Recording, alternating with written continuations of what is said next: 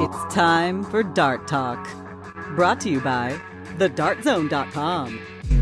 Stay in the zone. Thedartzone.com is an official Cosmo distributor and Windy City Fabricators, America's premier fabricators of orthotics and prosthetics. And Redwood Darts, America's newest tungsten darts.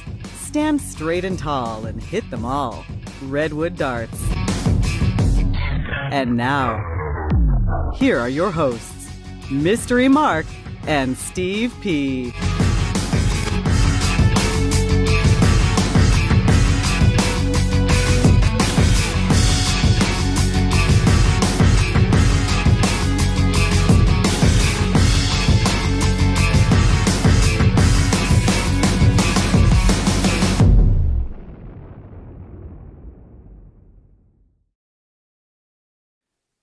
Dart Talk carries the Internet Broadcast Rating TVD, a broadcast that is specifically designed to be viewed or heard by the darting community, and therefore may be incomprehensible to other lesser mammals.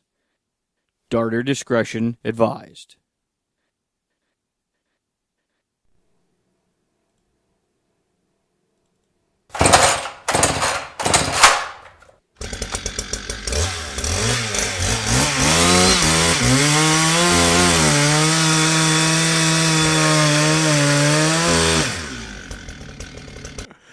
Okay, welcome Wow. to Dart Talk. How's it going? It's going March 27th. March 27th, 2013. Steve Pronunciaman with Mystery Mark. Yet another episode of Dart Talk brought to you by the Dart Zone. Stay in the zone. TheDartZone.com is an official Cosmo distributor. Also, many thanks, Windy City Fabricators and Redwood Darts. And why did we play that? Why did we play that? Because in Virginia Beach, by far, one of the more spectacular performances that I've seen in a major tournament was Joe Chaney sweeping the cricket on Friday and Sunday and making top 8 in the 501 singles. Oh, all right. So he's like a little top chainsaw 8 action for you then. Yeah, he's like 2 matches away from a clean sweep in the toughest field I've seen in You should have quite played a the while. Lumberjack by Tesla. Or not Tesla. That's copyrighted. See, this we own. See, we have this. We got a lot to get to. By Jackal, I'm sorry. By Jackal. Well, that was his walk-on song. We didn't do the walk-on songs this year. Welcome, everybody. The chat room's back up. We'll see how long it lasts. Yeah, that was weird. I don't know what happened there, but I don't really care. What's a show without some sort of a glitch? How was your weekend? Uneventful. Weekend. I mean, it's Wednesday. Yeah. I came in here and I was like, wow, it feels It's weird Wednesday for already. Monday. Yeah. Lost Well, a little you guys time. just got back Tuesday, night? Or Well, yeah, we drove out there, which is always kind of a fun thing. And now that I have like an iPhone 5, I had a little racing car game, and I had Pandora, which Pandora is like the best thing for driving I've ever seen. They do the HTTP streaming, so even if like you lose your signal, you'll still get music most of the time, unless you're changing channels. Then it's got to catch up a little bit. Yeah, it just worked great. And then we took a different route. Usually we take like 80, 90 across into, I don't know, middle of Pennsylvania. You start working your way down. You hit 95. Well, we take a little shortcut through Maryland. Right? Okay. And come down that way. But this time we went straight south, thinking somehow it would help with the weather. South to Louisville and hang a left. I mean, literally. Yeah. That is, you don't need a GPS for that one. You just need to be able to read.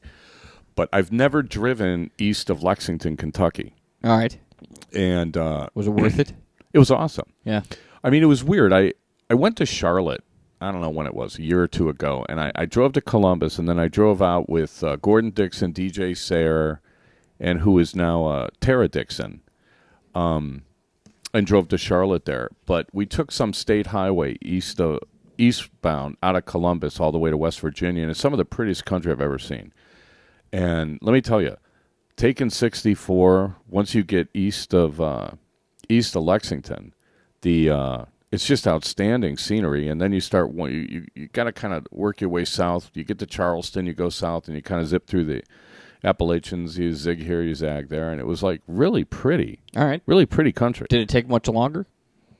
It was supposed to be 50 minutes longer, but we figure we saved, like, I don't know how much in tolls. So, Oh. Yeah, That's worth so it was. But we were thinking we were going to get a break on the weather because, like, we had all this cold weather. We left Chicago. It was 22 degrees. Right. It didn't get above 32 until we were on the east side of the Appalachians, like an hour into Virginia. Nice. It was just, we were just amazed. We're like, and it's snowing. And so, of course, love of my life, Jill's like, Googling stuff. And we went through this little town, Beckley, which is kind of where you zig or zag or whichever. You zigged on the way there, you zag on the way back. She's like, it's the 10th cloudiest city in America. Because every time we went through, it's kind of up, it's elevated a little bit. We went through there, and it was like a snowstorm. What's the cloudiest city in America? She didn't Seattle? tell me. You would think, Rain City? Yeah, you would think it is. But anyway, we have results. Thank you, Paula. We have results, all the results from Virginia Beach. Before I misspeak again, I'll run the disclaimer if I can find it. I'm a little addled. I didn't get my normal prep time here, and then we had some like weird computer issues. So y'all have to forgive me here, but y'all. See, I've been to the South. Yeah, you just came back. Kind of crept in there. All right.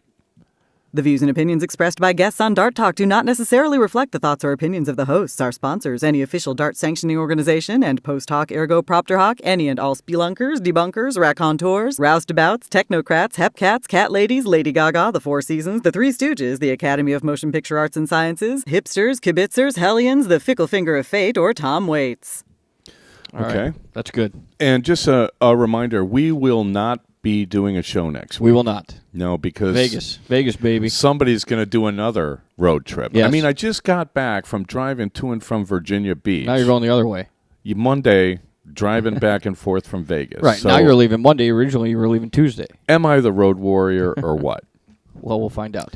Well, so we'll get to a lot of stuff. We'll you do could our be Premier beyond League. Thunderdome. Yeah.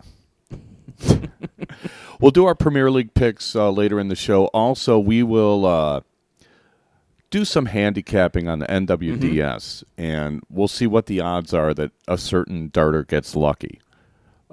There you go. I won't even mention his name. No. And we're going to get to the rant that I've been saving up. Yes. And I'll be screaming and yelling about something. Can't wait for that. And then also, we got a little distracted. I did pull up the list of the 10 things that tournament directors should never do. And so if we can get to that, we'll do that. And but now we can talk about Virginia Beach. These are the things I want to talk about Virginia Beach, except for the bottom one. That's something else. All right. So what's number one? Love the glove. Love the glove. Love the glove. So here's the deal. It has been cold everywhere I went this year. It was cold in Vegas. It was cold in Alabama. It was cold in Philadelphia. Everywhere I go, it's cold. It was cold in Indianapolis. And it's also winter time. I'm thinking when I'm 400 miles south of Chicago, I should pick up a couple of degrees. Yeah, you would think. Right? Where, I could literally leave stuff in the trunk and I don't need a refrigerator, right? And then my hands get dried out when they get cold and I can't feel my darts.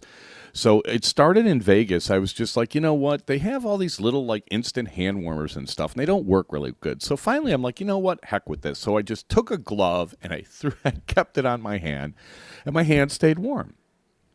And this was, I think, in Philly. And a couple of people are like, what's with the glove? But actually, because I was wearing a vest, too, they were more like, what's with the vest and the glove? Did you come here via life raft or something? What's with the life preserver? So then I wore it in Vegas, too. And then everybody's like, okay, what are you, Michael Jackson? Stuff like this. Wore it in Alabama. And are you Michael Jackson? Of course. So it got to the point I wore it in Virginia Beach where they actually said, hey, Michael Jackson, you're up on board, too, or whatever they said. Did you end up putting sequins on the glove or something? Somebody said that they would do it, and they asked me what color. And I'm like, well, I guess they should be silver because the glove was gray. But it was, I played a lot in Virginia. I mean, I got to 3 finals, right? And I was in the money in the singles. So I was in the money in every event. And but you attribute this to the glove? I don't. However, it started in Indianapolis, where a couple of people are like, let me see that glove. Give me that glove. Let me try this. See if it warms their hand. 3 people borrowed it in Virginia Beach, and then a couple of people said, my hands get cold too. And I'm like, hence the glove. So there was a lot of love for the glove. This could be like the beginning of the I'm telling you, baseball glove. you will very soon be able to get an official Dart Talk hand glove. It comes in either left or right. You'll be able to get that from the dartzone.com. It's a lot like the story of how the batting glove was invented. I'm telling you, and man. Now you've got the darting glove. And they're talking about, somebody's like, well, why don't you cut the fingers off? And I'm like, no, I want the fingers to be warm. Yeah. If anything, I'll cut the palm off, right? Which would really look stupid. You would think. And I don't know quite how it's going to stay on your hand. But there was a lot of love for the glove. All right, so what's topic Adam 2 says here? you should moonwalk back from the board to the Aki. I can't dance. Ask anyone. Ask anybody who's ever seen me dancing, and you'll know that there's nothing can be done. Here's what you do. Highlight your URL, like double click on it so it all highlights. Hold down the control key and press V. Now hold down control, press V. Okay. Now X out of Google and go into Firefox, and then I don't have Firefox on this thing. All right, well then open Google again, and I can't help you. Anyway, we apparently lost the chat room again. No, we didn't. It was back up. Yeah, but if Google Chrome crashes, it doesn't do you much good. Now double click where it says msn.com. Okay, now press Control. Oh, you know what? That's not going to work. You were supposed to press Control C. My bad. Okay. Anyway, you get that working. All right, and we'll get go back ahead. to Ask that. me what this means. The cold starting? What cold is cold starting? Okay, here's Second the on deal. the list. Right. Go ahead, get the chat room up. Right. Here's the deal with I'm the cold listening, by the way, starting. even though I'm not looking at you. Right. I've heard that before. The deal with the cold starting is most of these tournaments that everybody goes to, generally you start the day throwing a triples or throwing a doubles or something, and it's relatively rare that you start out the day with singles. And I've been kind of racking my brains as far as like what's the best way to prepare when your first event of the day is singles. So we had that Friday because Friday was just pro singles, and then the women had it too because on Friday night they had like a women's 301 singles, right? And I could just tell, I saw a lot of sort of like faces that were like, what's wrong with this picture, kind of looks in their eyes and stuff like that. And then the same deal was Sunday. And so a couple of people asked me, and one guy sent an email like, how do you actually, warm up for this stuff? Because normally if you're going to play doubles, you kind of get loose, you get some games in, you kind of, throw some darts under pressure and stuff after your normal warm-up, and then you're good for singles. And that's... You're good for doubles. Well, no, you warm up, you play the doubles, and by the time the singles roll around, you're good to go. Yeah. And you could see a lot of the pros look like they're pretty casual when they're playing in the doubles because most of the pros and people chasing 80 points and whatnot, they're all about singles. If you don't get the money in the singles, it's like a wasted weekend. So I've decided that I've come up with the best warm up. Now it's a matter of actually finding the time to do it, and this is where how long does it take? I don't know, hour and a half maybe, something like that, where what I do is I throw on my headphones and I go through my old warm-up routine, which is 10 double bowls, one of every double, and 25 trip 20s. Usually only takes about 20 minutes.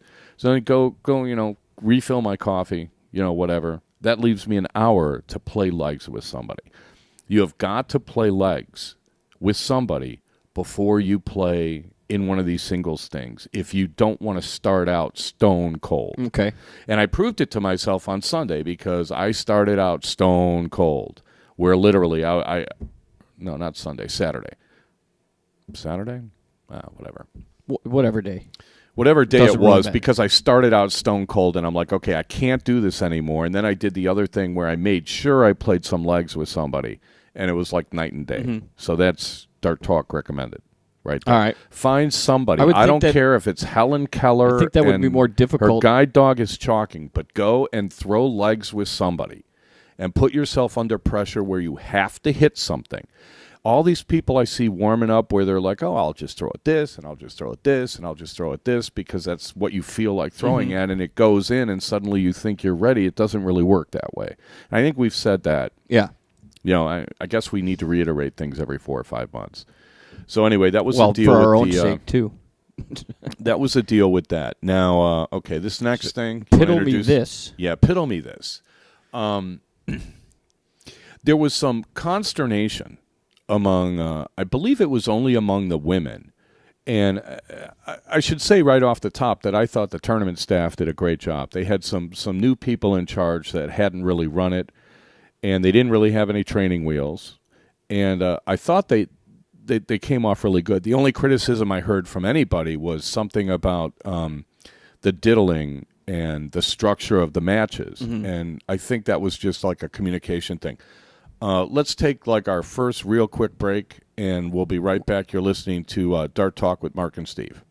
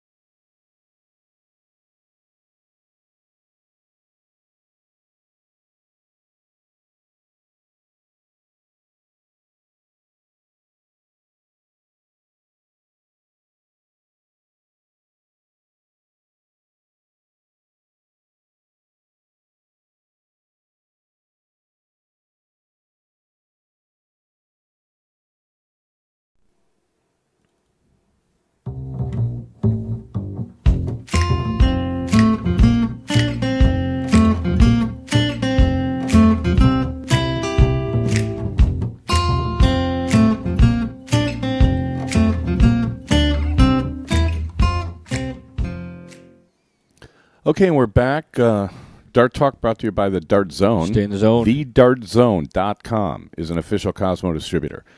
I'm not sure I got the gist of what piddle me this meant. Yeah, the piddle me this thing was basically tournament directors are having a hard time literally describing what the formats are of these singles matches because they're changing from what they used to be.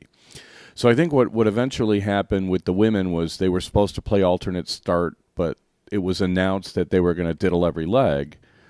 And I got the impression that there may have been some lobbying at the front desk. And eventually what happened was they said, okay, the women are going to have to diddle every leg. Whereas the guys played alternate start. Yeah. Yeah. And there was just some confusion that I'm sure next year is very easy to eliminate. You just write the thing up and you type it up, you print it up, you leave it by the microphone, and whoever's announcing it, hey, read this, right?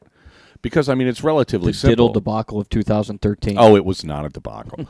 I mean, basically, for the guys, it was like we flipped and diddled the first leg, flipped and diddled the last leg, and then played alternate start in between.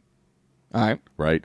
Now, all the guys, who want to argue whether or not there should be one diddle or two diddles and whether or not you should just diddle once at the beginning, I try to explain to somebody, there is a psychological difference knowing you have to throw in the last leg and not knowing, and that in the World Championships, like at the PDC, you have to win by 2 clear legs in the final set, and if it goes 5-5, they will diddle again if it's going to come down to 1 leg. So if you're going to play 1 leg to decide it all, I don't see any problem with a diddle. Sure. Even if you diddle to start first, there are people that argue that flip and go, diddle last leg, somehow you're at a disadvantage if you lose the coin flip. I don't buy that.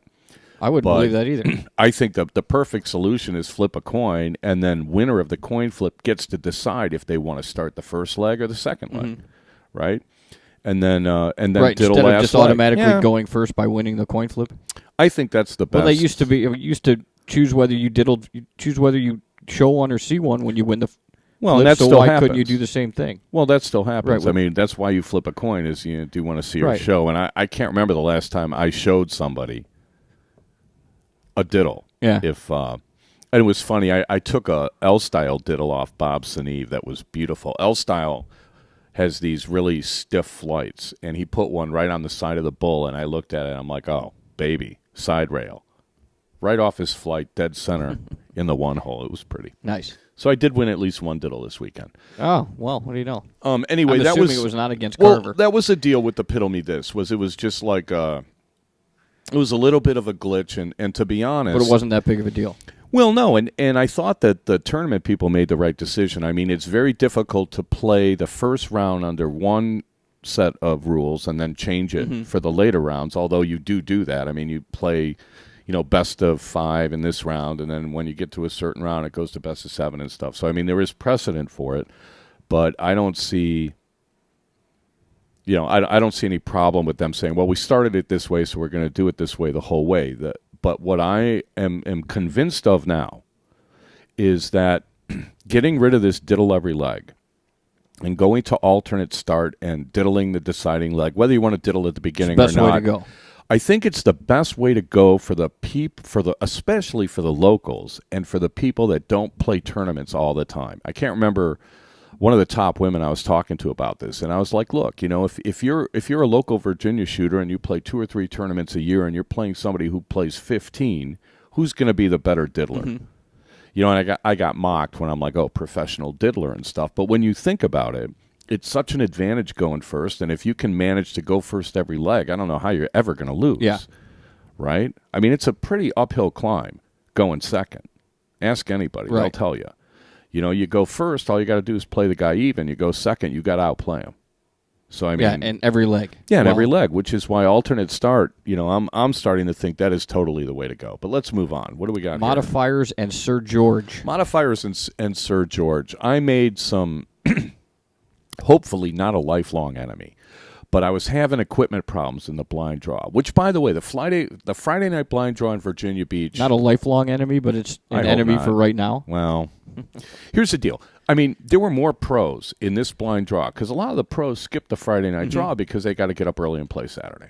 But almost everyone played, all the pros played the Friday night draw, and I was just amazed how many good shooters were in this draw. And I started having equipment problems because after the singles, I got the Redwood prototypes modified to the way I had decided. Right. This is so we actually shortened the barrel.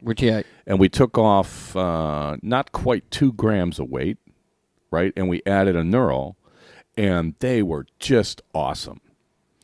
But you did this in the middle of the tournament? I did this after the Friday singles and before the Friday draw, which is the only reason I played the Friday draw. Is like I got to see how these things fly. Right.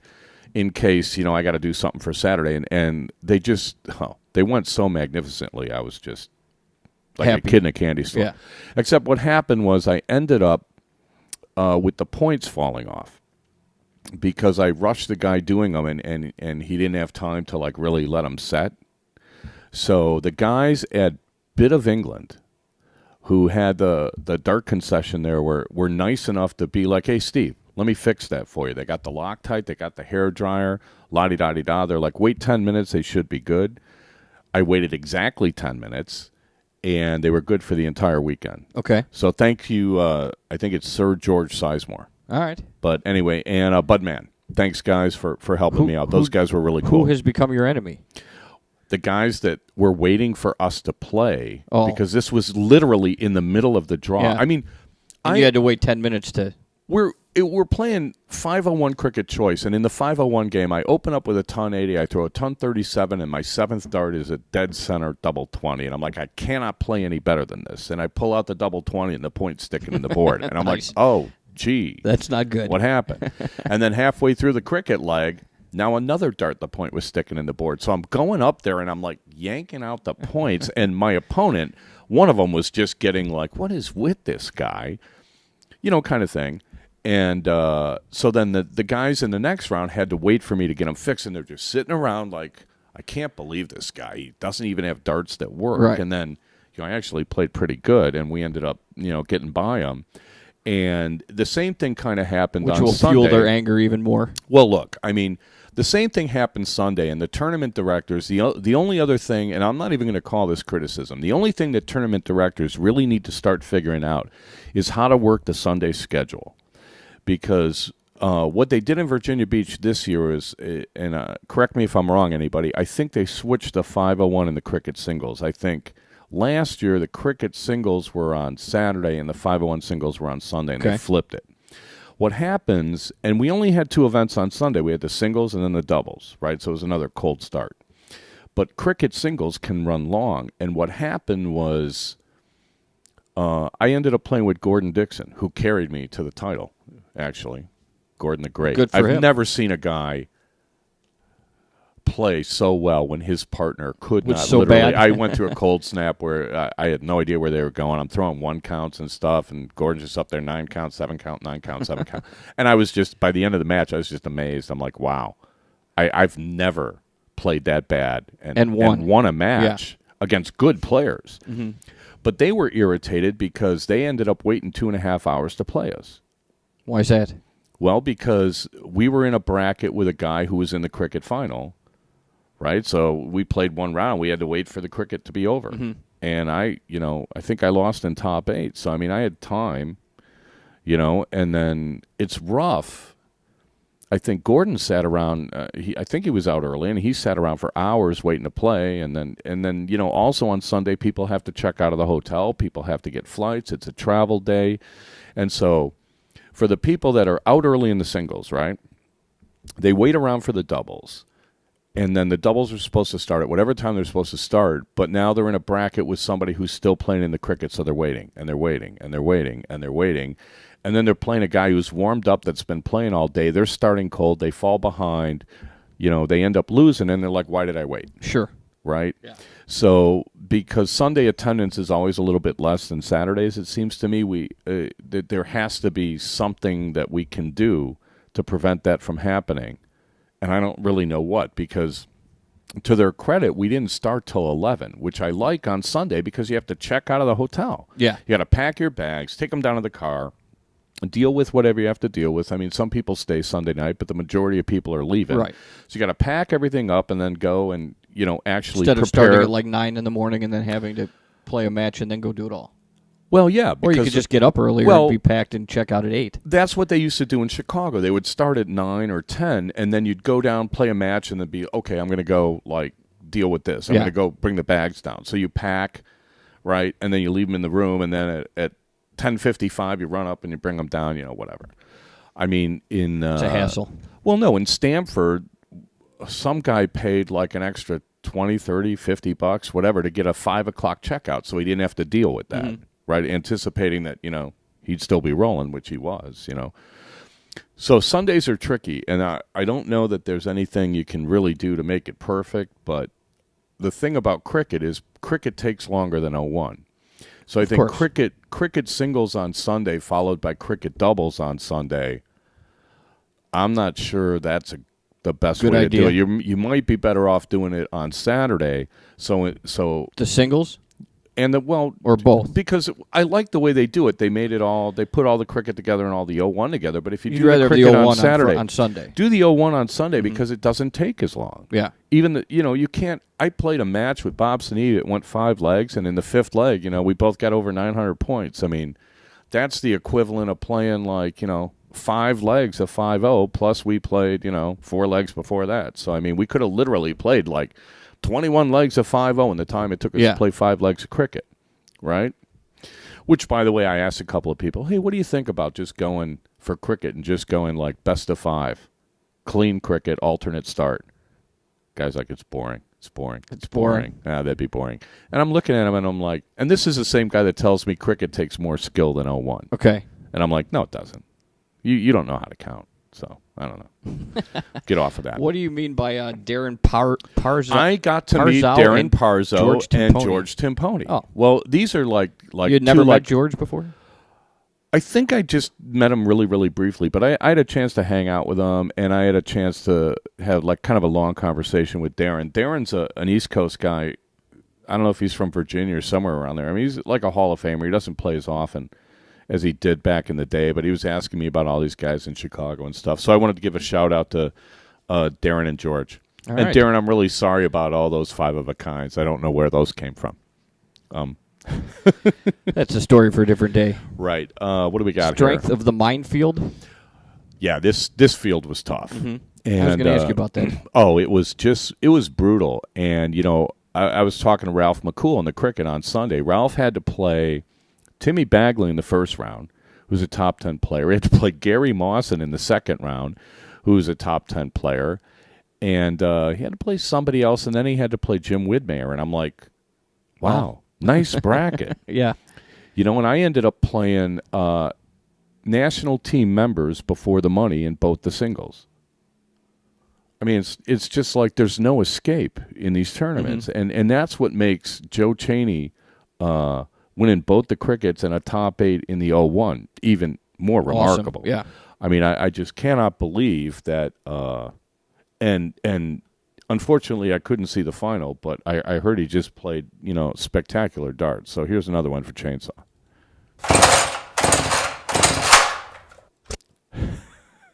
Get it going, Joe. What happened? I don't know. It was supposed to run. There you go. There we go. Here we go, Chainsaw. There we go, buddy. So anyway, yeah, he was totally talk about, player of the or most valuable player or whatever. I doubt you'll see anybody with as dominant a performance as he Joe. had with that field, and the best prize money of the year. And look what the guy does. And I've always said he was a cricket playing fool. Yeah, well, we'll have to get him on the show. Hopefully, I can set something up in Vegas with him because that'd be cool. Ebbs and flows and tomatoes. Yeah, it's supposed to be ebbs and flows and tomatoes, and to be honest, I can't remember what that was. All right. It was some interesting point that I had. Well, so we could glad just we leave covered that out. that. Leave that out. It'll come back to you in your sleep. I did have one criticism of the tournament, and the only criticism I really had was that some of the boards were too close together. And maybe I'm getting clumsy, but when you have standards that have the 1x2s, like a whole frame of 1x2s, I literally at least 5 times a weekend trip over them. And it's not like I'm not looking down, but sometimes, you get a little, you're grabbing your darts and you're looking and you're chalking your score and everything, and my feet just get kind of tangled up and I stumble, and then I got to jump around and not hurt myself. And one of these days I'm going to snap an ankle. It's going to be the end of me. Roll over into the next board. Be kind of entertaining, though. Yeah, if there's any way, we're going to have to recommend a minimum distance between boards, and then publish it for everybody. So when we start doing this tournament is Dart Talk approved, because this is a Dart Talk approved tournament. But I want them to space the boards out a little more. If there's some way, do they have the room for it? Well, I don't know. I mean, if there's some way to do it where the boards are further apart, it's much better, because there was literally a moment where somebody was chalking, and if I would have moved over to the left, I'd have had to throw it over the dart his right shoulder. by his head. And I kind of said, hey, can you move a little bit? He's like, well, I'm leaving anyway, because he got called, so he chalked 2 rounds and left. But I was like, wow, this is brutal. So, but they weren't all like that. It was just some of them. And then some of them were kind of fine. So I think what's happening is the players are kind of kicking them around or something. And when you kick and then the hockey, the whole frame right. moves. And then, so they want more room, so they move it. And now they're squeezing the other ones or something like that. So maybe there's some way they can tie them down. Or just put something in between them so that, a little spacer that stays there. Yeah, and then so the chalker's going to trip over them when they walk up to the board. Well, I mean, you can't dummy-proof everything. Right, I mean, I'm sure they'll work something out. They make changes every year to this tournament, and if something doesn't work, then they change it again and they move on. I mean, they're very malleable, which is part of the reason this is one of the best tournaments in the country. Right? I had a great time. Good. Yeah, and then, we did see it. Did I tell you about the hen? You did not. So we're driving in this on the way out there. We're somewhere around Beckley, and it's snowing, and we're all of a sudden I'm like, oh my God, we're out of gas. Nice. And we're on I don't know, 77 or something. So there's a town in West Virginia literally called Mossy, West Virginia. And I'm like, well, okay, it says there's a gas thing there. So we go down, we look, and there's no gas station. And now I'm panicking. I'm like, this is not the place to run out of gas. I don't even know where we are. We're in some little valley. There's mountains all around us. There's no cell phone reception. And then I see a little sign, gas station, 50 yards. And I'm like, oh, okay. Because you couldn't really see it when you came. So we get there, and it doesn't even look like it's open. So we pull into the pumps. And it's the middle of the day? Yeah, we pull into the pumps. Yeah, it's 1 in the afternoon. We pull into the pumps, And I'm looking around, and I look to see, like a little bag over the handle that says they're out of gas or whatever. And there's no bag. And all of a sudden, Joe's like, hey, what's that over there? And she's pointing to, like, the little store, right? And because, there's like a big ice, the ice machine or ice box, where you could buy a bag of ice or whatever. And I look, and I'm like, is that a chicken? And she's by like, the ice machine. By the ice machine. She's like, yeah, I think it is. So I kind of walk over there, and it's like a gold Cochin chicken. And so I whip out my brand new iPhone 5, and I'm like, I'm going to get this thing. And so I get down, I squat down like a catcher to get like a eyes level view, and it turns its head and looks at me, and I'm like, I hope this isn't one of those fighting chickens. I'm going to be like Kramer, right? Got razor blades attached to it. Right. As it turned out, it was a hen, which somebody was nice enough to point out, since I'm a city boy, and I was just amazed that I saw a live animal somewhere. So I just thought that was cool. All right, we'll do the results for Virginia Beach as soon as we get back. You're listening to Dart Talk with Mark and Steve, and we'll be right back.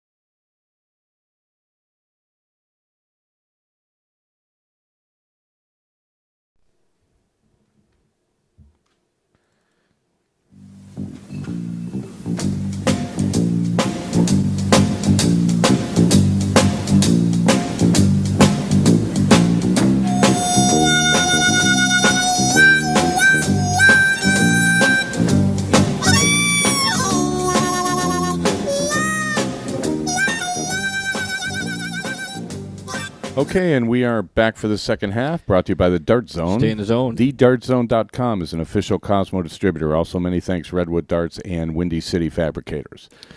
Did your little break remind you of like what the ebbs and flows in tomatoes is, or Well, it didn't. I got it right before. But Oh. did you notice I was talking faster and faster and faster? Maybe that's a little cue if we I ever just get thought an you were engineer. trying to get to that- break quicker.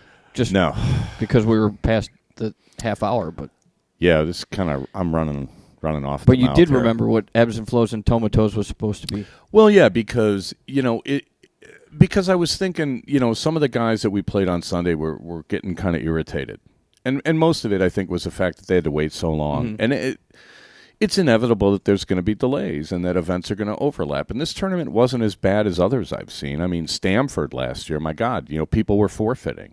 They did because they were going to miss their flights. I think they try to run 3 events. They go triples, doubles, singles. And by the time you get to the singles, I mean, people are coming up to me saying, hey, got to go. You got this one, safe travels. I mean, what are you going to do?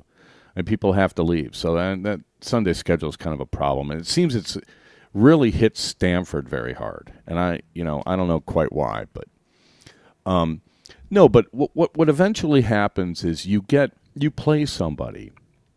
And you get the idea that whether they play good or whether they play bad, that's the way they always play. And we've said this before on the show that, if you get knocked out of a tournament or you get knocked out of an event early, you should follow somebody around and see some of these people. I tell this to Jill all the time because, Jill's hasn't been to that many tournaments, and she got a chance to play Marilyn Pop over the weekend. She got a chance to play Paula Murphy. Mm-hmm. She's played Stacy once, I think, in Alabama. She seems to get Trish Grezik every first round there is. I mean, I don't know quite what the deal is with that. Well, it's kind of weird how things happen. Like I heard 7 board calls where it was in the singles where it was doubles partners playing each other. Nice. Which it's coincidence, I guess, but yeah. No, but the what I was thinking of is like a couple of people came up to me after the cricket doubles final, and they were like, "Man, you played really good," and I just stared at them, and I'm like, "Well, you weren't you watching. Had no response. You weren't watching. I mean, there was, and Gordon Dixon, I mean, he's a national team, top 10 player for years now, and I've played against him. I've seen him play. And then this is, I don't know how many years in a row we've played together in Virginia Beach. And I've won events in, 15, 16 states. And I've won doubles events with maybe 10 different people off the top of my head. I've never had anybody play so spectacularly as Gordon did. And finally, after one match, and Jill said later that, the guys kind of took umbrage to it. I'm like, hey, Gordon Dixon, everybody, give him a hand. Right. Gordon the Great. I mean, it was just, he literally got 3 marks out of me in a leg that we managed to win when the other guys threw good. Yeah. That's how good he played. And there's no way on earth Joe Chaney played any better than Gordon did in 2 matches, 2.5 matches, whatever it was, where I completely and utterly Stunk. Everything was gone. I didn't even know. But it happens, and then you get it back, Right. and it's just like a very weird, I don't know what the deal was, but but somebody momentum shift for you. Well, I get in, as a smoker, I get into some of these conversations, and one guy's asked me about like a top 10 player, top 20 player, whatever. I haven't looked at the rankings in a while, and he's like, "Hey, is so and so a good player?" And I just looked at him like, what kind of a question is that? Because he's a great player. Mm-hmm. And I guess what it turned out is this guy beat him, and now he was trying to figure out, did he beat somebody good? Yeah. Or who was having an off day? And how do you quantitatively gauge what you just did? You know what I mean? Yeah. I mean, did I if you don't know the guy well, like if you beat Darren Young, Darren is so famous, it's like, ooh, I beat Darren Young. Well, did Darren hit anything? Yeah. I mean, so the ego thing is something that we're going to have to get to. But it's like that in anything, because you can't sit there and determine. You'd have to see every dart to determine, like, if they threw well, if you threw well, if you just got lucky, I mean, because obviously anybody can beat anybody on any given day, but that doesn't mean, Well, I've usually been pretty good at saying to people, well, I got lucky. Like if I flight in the winning double, I'm like, well, that was lucky. And I've told people, well, you know what? Actually, that one slipped. I don't know how it went in. I saved it on the follow through, so I got lucky. And sometimes they believe you, and sometimes they don't. But no reason to lie about it. Yeah. I tell them the truth, and you take it for for what it's worth. For what it's worth. But that was the other thing I kind of wanted to emphasize is if you follow some people around when you have time, you get a better gauge of if you're curious about how a player plays. Watch them play 2 or 3 matches in a row. Mm-hmm. It's a great way to learn cricket, too. If you lose cricket to a guy that did something that you're a little puzzled by or something like that, go watch him play in the next round. Yeah, see if he does the same happens. thing. Right. I mean, the downside to that is if somebody plays spectacular against you and then you watch him play in the next round and he can't hit anything, then you're just sort of like... Why me? Yeah, you're kind of... That's when you end up saying, things you shouldn't say probably, but... Probably. I kid around. Bruce Davey did that to me for 2 straight years. He would knock me out and then go get killed by somebody. Mm-hmm. Hey, Bruce, what's the deal? Am I draining you that much, buddy? You got nothing left. So anyway, that was the deal. Let's do results. You want to do some results? Yeah, let's do the. These are the results from the Virginia Beach. I don't remember what Classic. number it was. Yeah, the Virginia Beach Dart Classic, 2013. Pro Cricket, top 4, Jason Barlow, Robbie Phillips, with Dave Switzer getting second, and Joe Cheney, as mentioned, first place. Yeah, and I should mention that the it was a way tougher cricket field than it was like the last couple of, the first year was really bad because a bunch of Canadians had to qualify that would have been seeded if they hadn't. But this year there were so many good players. Like Leonard Gates was there from Texas. I'm going to forget a bunch of names, so I'll just leave them out. But let me tell you, they posted the entire bracket online somewhere, and if you look at all the names, who's who in darts, it pretty much is every single good player that I could think of, every good steel player that I could think of was there, with the exception of maybe 2 off the top of my head weren't there. Everybody else was there. So it was like one impressive field, and for Chainsaw to get through that unscathed and then follow it up on Sunday is just like fantastic. Again. All right, last one for you, Chainsaw. Let's move on. Ladies Pro 301, top 8, Charlie Daniel, Jenica Rock, Marilyn Pop, Paula Murphy. Top 4, Stacy Bromberg, Shea Reynolds, with Sandy Hudson second and Callie West winning that. Yeah, I heard Callie played outstanding. So congrats to everybody there, and congrats to Callie. Luck of the draw, Chicago. Is that Chicago format? Okay, there were two criticisms of this tournament. I forgot about there's this a new one. one. Yeah, okay. Chicago format is specifically 501, 301 in cricket. Yeah. You diddle, and the winner picks the game and starts.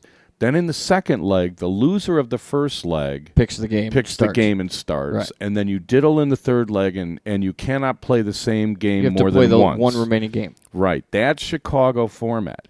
This was 501 Cricket Choice, which has no name except no.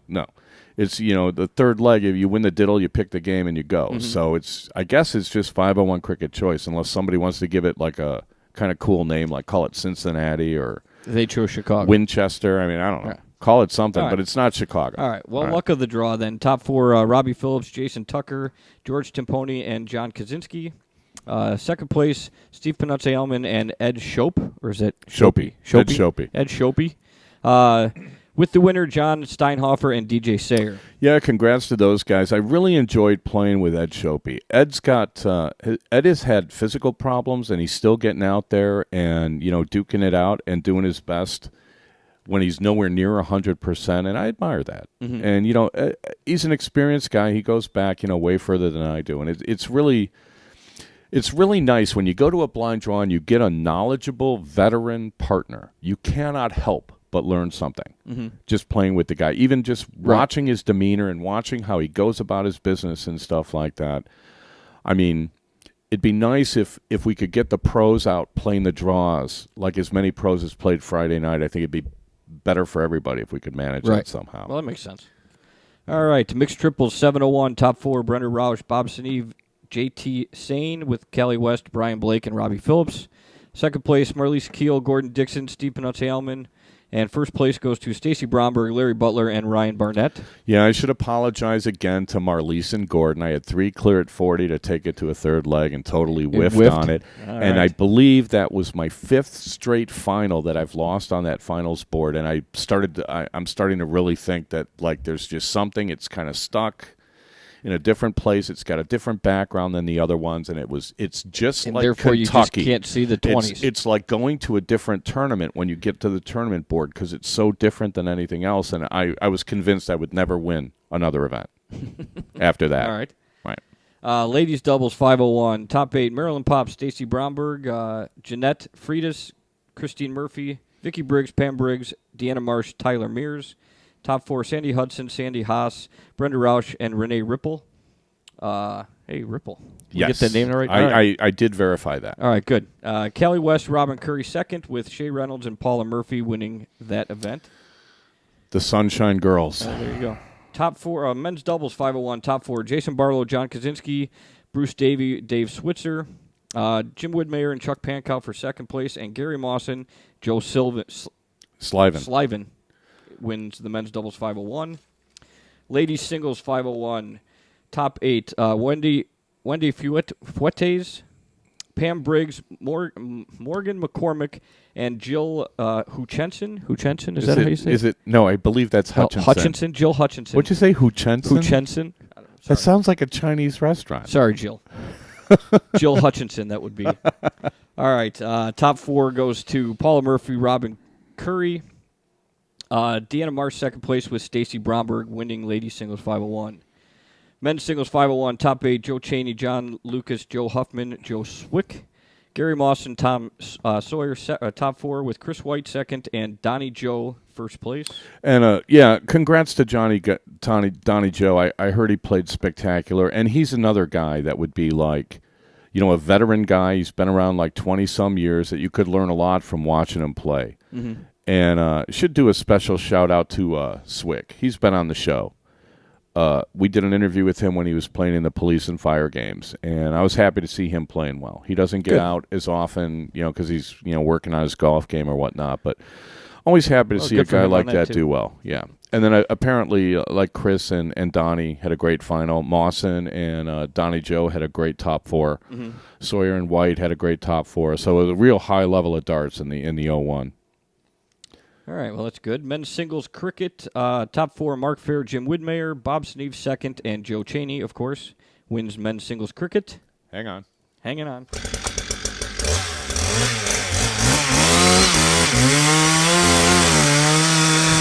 I can't help it. So, in effect, it was one more time. Yeah. All right, ladies singles cricket, top 8, Megan McCormick, Brenda Rausch, Marilyn Pop, and Kelly West. Shay Reynolds, Deanna Marsh for top 4 with Paula Murphy second and Stacy Bromberg winning that event. Okay. Is there more? Bear with me. There is more. Okay. Men's doubles cricket, top 4, Brian Blake, Robbie Phillips, Bryce Davey, Dave Switzer, Donnie Joe, Dieter Schutz for second, and Gordon Dixon, Steve Panunzi-Alman, first place. Gordon the Great, breaking my jinx. Gordon the Great. It's actually Bruce Davey. That's a typo. That's not your fault. Oh, okay. Sorry, Bruce. Yeah, so he didn't jump in the water this year because he didn't win anything. So it was probably only 38 degrees anyways. Yeah, he wouldn't want to. That's why he didn't win. He tanked it on purpose so he didn't have to jump in the lake. I would. If that was the price, I think I'd I'll take second. Split the final and lose the coin flip. Yeah. Ladies doubles cricket, top 8, Renee Ripple, Brenda Rausch, Wendy Fuentes. That's wrong. Is that supposed to be Fuentes? It looks like Fuertes. Fuertes. Cindy Mitchell, Jenica Rock, and Lori Henney. Yeah, it was funny. Go ahead, finish. Top 4, Deanna Marsh, Tyler Mears, Kelly West, Robin Curry, Stacy Bromberg, Marilyn Pop second place, with Shay Reynolds and Paula Murphy winning that event. The Sunshine, is it the Sunshine Girls? Yeah, Sunshine Girls. Was there no youth Jenica event Rock. I don't have the youth. We'll get the youth results out there next show. They run youth events all weekend long. I mean, it's really great. Yeah. I'm trying to remember who won. I can't remember. But a heads up to all the ladies out there. Jenica Rock, I chalked a match for her. And I'm telling you, this girl, if she puts her mind to it, she's going to do some serious damage. Her dart in the air is flawless. Her release is flawless. She's got great extension. She doesn't have like extraneous movement, and she throws harder than I do. Really? I mean, her darts go in the board so great. Just pop into the board. It was just and always perfectly straight, never at some like angle like, something got messed up somewhere. I mean, just pop, pop, pop, pop, pop, pop. I'd watch out for her. Fair warning, everybody. There you go. You heard it here. Okay, let's take our last break, and we'll be back. You're listening to Dart Talk with Mark and Steve. We'll be right back.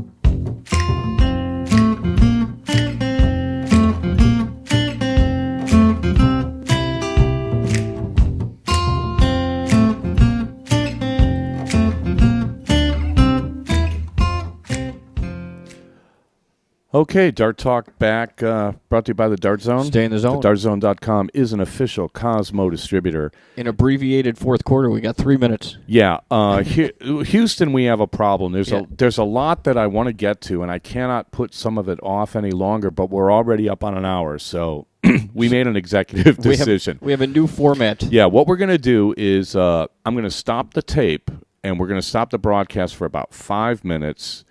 I'm going to stop the tape so we don't end up with a 2-hour upload to YouTube.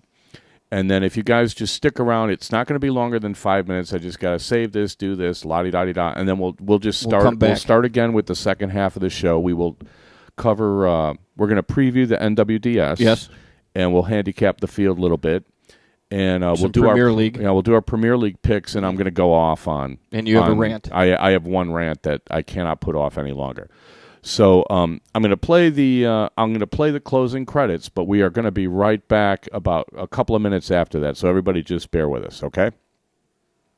Where are the closing credits? Oh, here they are. Okay.